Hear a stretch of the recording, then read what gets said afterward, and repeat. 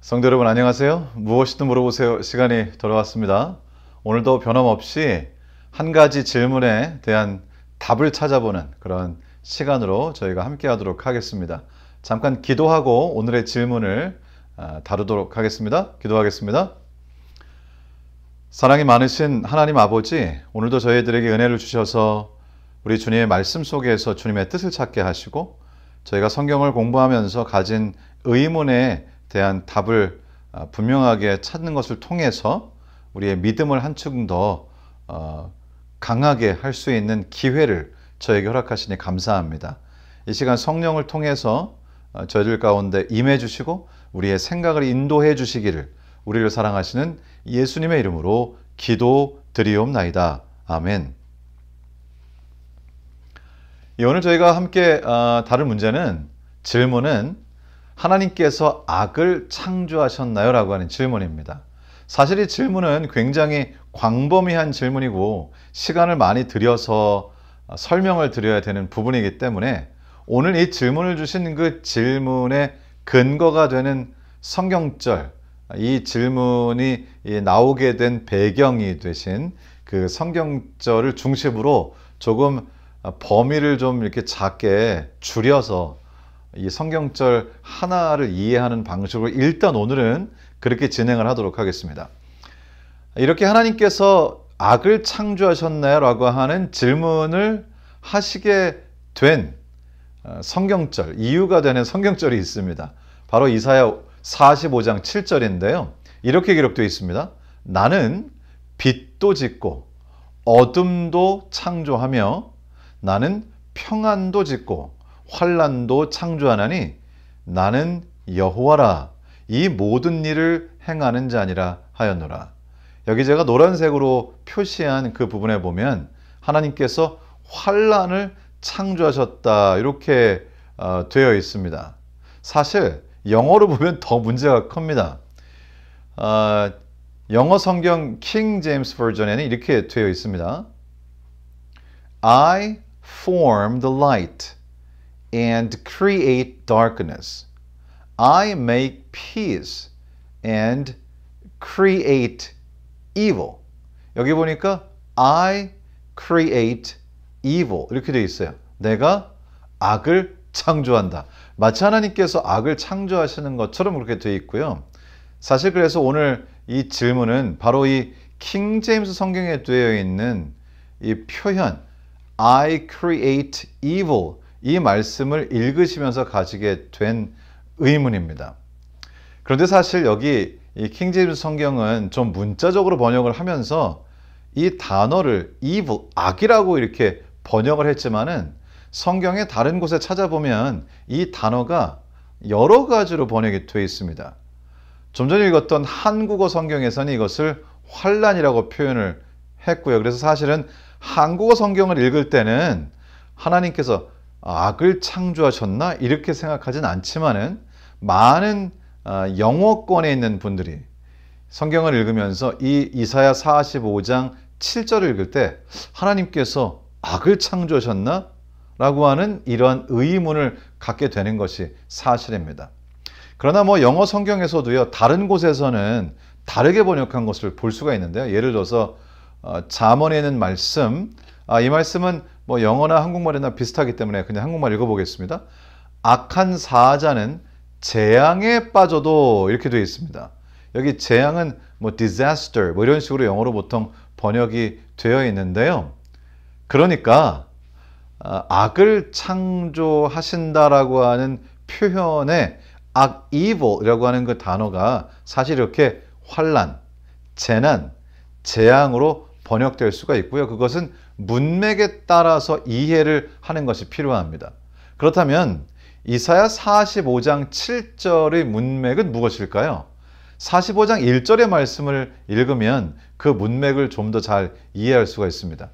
45장 1절입니다. 여호와께서 그의 기름 부음을 받은 고레스에게 이같이 말씀하시되 내가 그의 오른손을 붙들고 그 앞에 열국을 항복하게 하며 내가 왕들의 허리를 풀어 그 앞에 문들을 열고 성문들이 닫히지 못하게 하리라. 사실 이 말씀은 굉장히 유명한 말씀이죠. 하나님께서 페르시아의 고레스 왕을 사용하셔서 바벨론을 치시고 그리고 이스라엘 백성들에게 예루살렘을 회복하게 해주신다고 하는 그런 문맥입니다.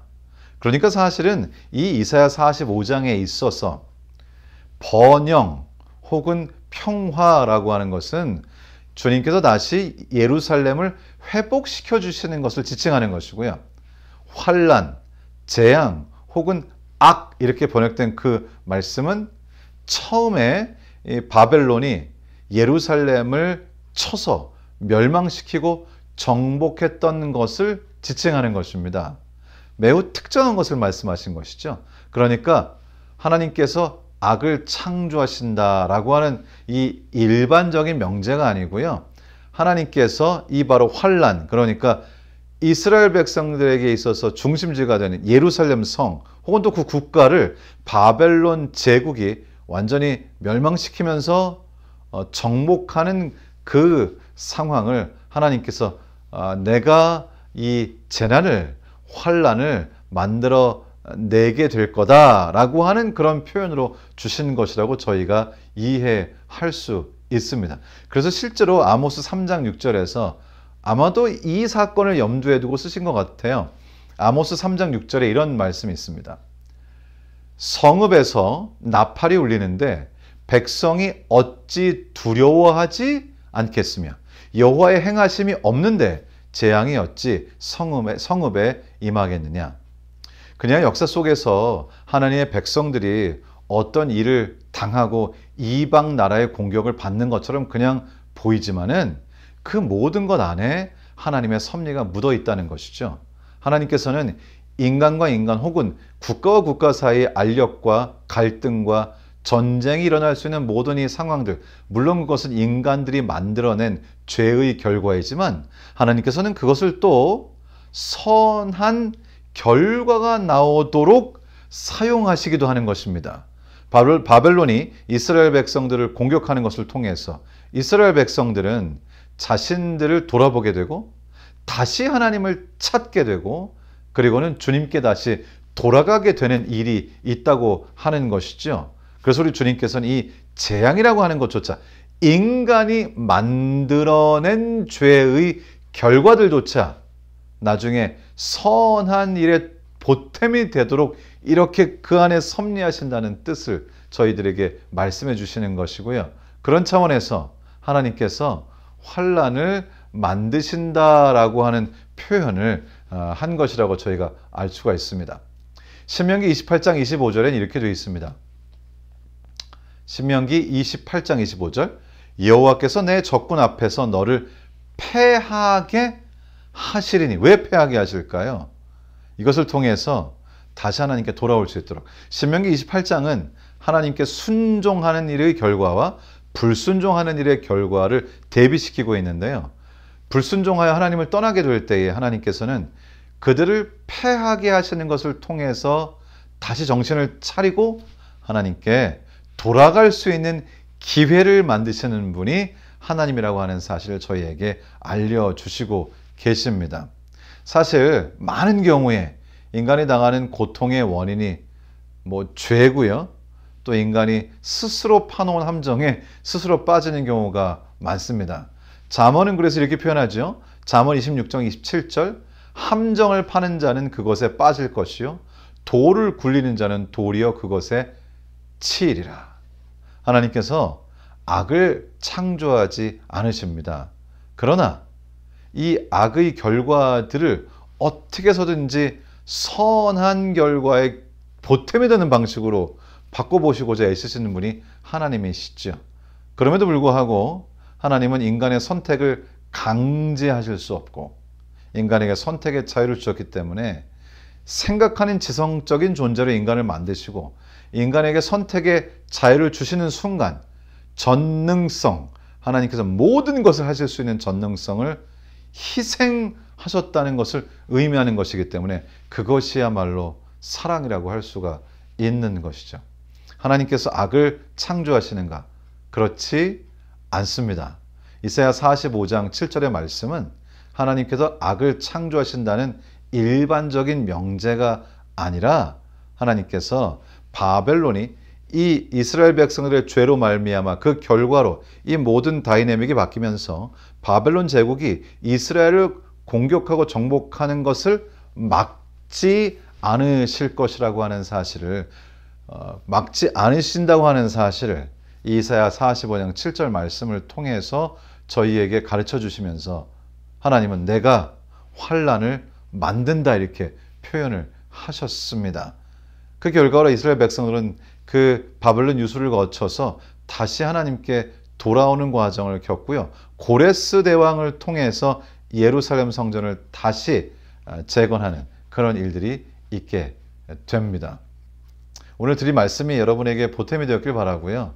나중에 하나님께서 악을 창조하시는가? 그럼 악은 어떻게 생기게 되었는가 하는 좀 더 넓은 범위에 관한 그런 질문을 한번 다루면서 악의 기원, 그렇다면 왜 하나님께서는 악이 생겨나는 것을 허락하셨을까 하는 것을 한번 생각해보는 시간도 가지려고 합니다. 악이라고 하는 것은 하나님의 부재이죠. 하나님은 선한 분이시고 선한 분은 오직 하나님이시고 하나님은 사랑이십니다. 하나님은 공의이십니다. 그 하나님이 부재하게 될 때 그곳에는 사실은 그것을 악이라고 저희가 부르는 것이죠. 하나님의 부재는 피조물의 거절로부터 시작하고 피조물의 거절은 선택의 자유로부터 비롯되는데요. 참 짧은 시간에 설명하기 어려운 이 문제에 대해서 또 다음 기회가 될 때에 다뤄보도록 하겠습니다.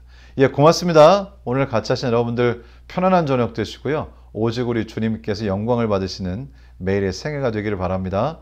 잠깐 기도하도록 하겠습니다. 우리를 사랑하시는 하나님, 오늘 저희가 이사야 45장 7절의 말씀을 통해서 하나님께서 악을 창조하시는가를 생각해 보았습니다. 물론 한 성경절에 제한된 그런 말씀을 드렸고 오늘의 설명에 부족하지만은 그 성경절 자체의 의미를 또 좀 더 구체적으로 명확하게 이해할 수 있도록 그런 기회를 주시니 감사합니다. 하나님, 이러한 과정들을 통해서 저희가 더 큰 명제, 더 큰 질문, 악은 어디서부터 온 것일까? 이 악이라는 것은 무엇일까라고 하는 것에 대하여 우리가 조금 더 이해를 가지게 되고 또 다음번에 그 말씀을 본격적으로 다룰 때에 우리 모두에게 그것이 잘 이해되고 하나님의 뜻을 분명하게 알게 되는 그런 기회가 되도록 하나님 도와주시기를 기도합니다. 모두에게 평안한 저녁 주시고 우리가 매일 주님과 동행하며 우리를 사랑하셔서 우리 이 세상에서 죄의 결과로 우리가 경험하게 되는 그 모든 것들을 오직 주님께서는 오히려 전화위복으로 오히려 선히 사용하시는 모습을 통해 우리의 삶에 어떻게 해서든지 선한 결과에 조금이라도 보탬이 되도록 하기 위해 애쓰시는 그 주님의 모습을 저희가 볼 수 있게 하셨으니 우리 그 주님을 신뢰하고 주님의 손을 붙잡고 늘 동행할 수 있도록 도와주시기를 우리를 사랑하시는 예수님의 이름으로 기도드리옵나이다. 아멘.